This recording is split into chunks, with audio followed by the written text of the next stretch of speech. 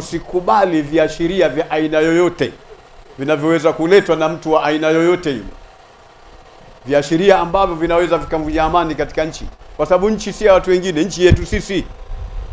Nchi sio ya serikali, nchi ni yetu sisi, serikali ni yetu sisi. Na ndio maana hivi karibuni tarehe 29 tutafanya uchaguzi. Sasa kwa nini tuiharibu nchi kwa kuvunja amani wakati nchi ni ya kwetu sisi?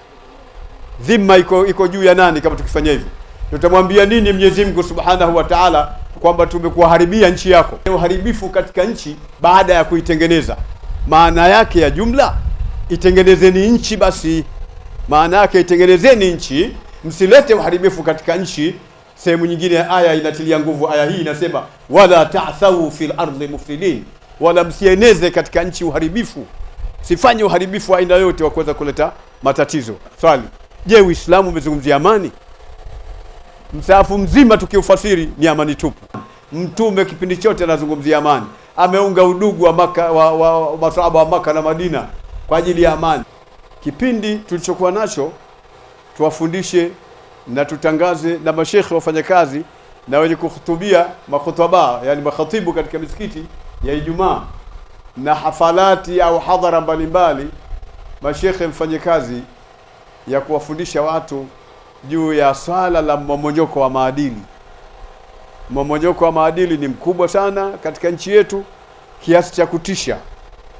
Bahati mbaya vitabu vimekwisha, lakini nimetunga kitabu kinachozungumzia mmomonyoko wa maadili chenye anwani inayosema mmomonyoko wa maadili, nani alaumiwe? Kwa hiyo mmomonyoko wa maadili sio jambo la Waislamu. Mmomonyoko wa maadili sio jambo ambalo ameliamrisha Mungu au amelieleza Bwana Mtume sallallahu. Mungu ametuamrisha tulinde, tuwe na tabia njema, tuwe na maadili mema. Vijana tuwafundishe waache mambo yote ya ovyo ovyo, warejee kwa Mungu. Tuko kwenye kipindi cha uchaguzi. Huu ni mwaka wa uchaguzi, na sasa hivi vyama vinaendelea na kampeni kwa ajili ya uchaguzi mkuu ambao utafanyika tarehe 29 mwezi huu wa 10 mwaka 2025.